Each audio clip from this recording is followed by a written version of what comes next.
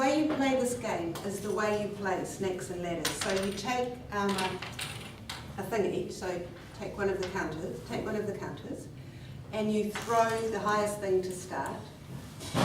And each time you land on a square, you read out what's on the square to everybody else, and also you do what it says. So if you get a 2 and you're at the bottom of a ladder, you go up the ladder.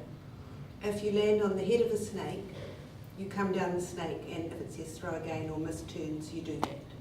And the aim is to try and work your way to the finish. So 2.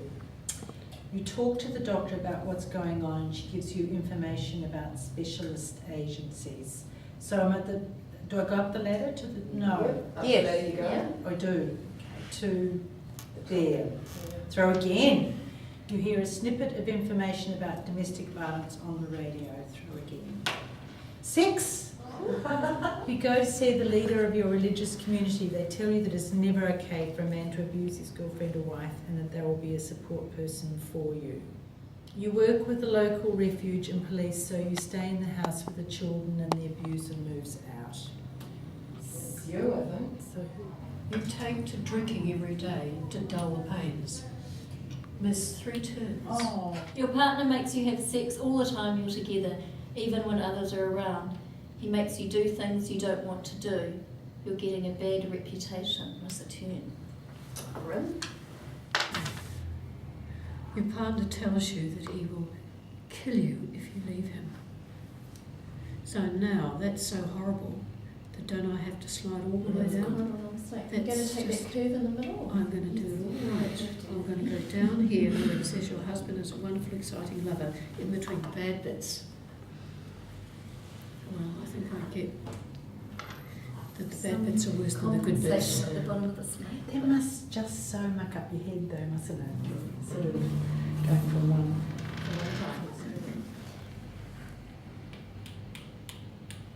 Your partner always tells you what to wear and what you can say to people when you have friends around or go out. Your husband is a managing director of his firm.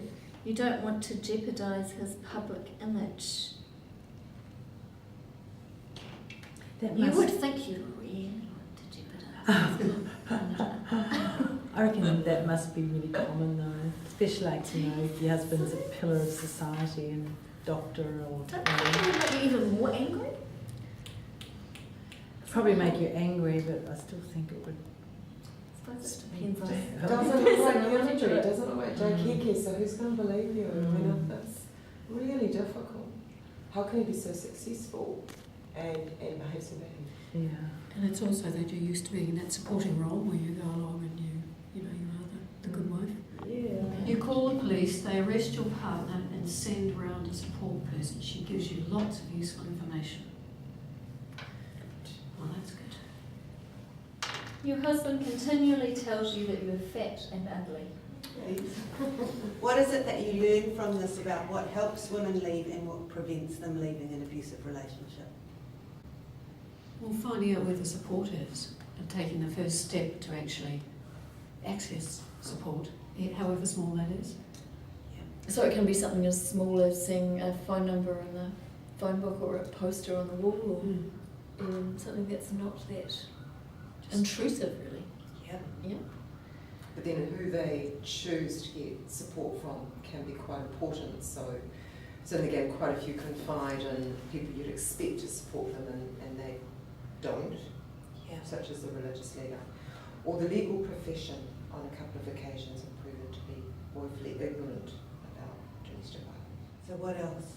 Those awful patterns of like abuse and then roses and chocolates and I love you and that great sex and you know that, so that's sort of, I imagine for a lot of women who are in a terrible situation, you must want to believe that this really is changed, this will change this time.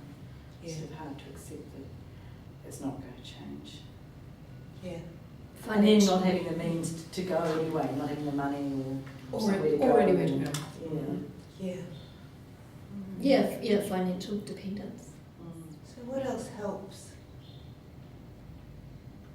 Well, telling people you trust and who you know will believe support you and be willing to listen. Yes. And it'll help you get you out of your own head, you know, as Donna was saying about that, oh, so it's really that bad and so on, to actually validate that it is what you think it is. Yeah. That validation, that I believe you, and this is what you think it is, this is abuse, is really critically important for people moving. And it might not, they might not move immediately, of course. Is it a useful way to learn about it?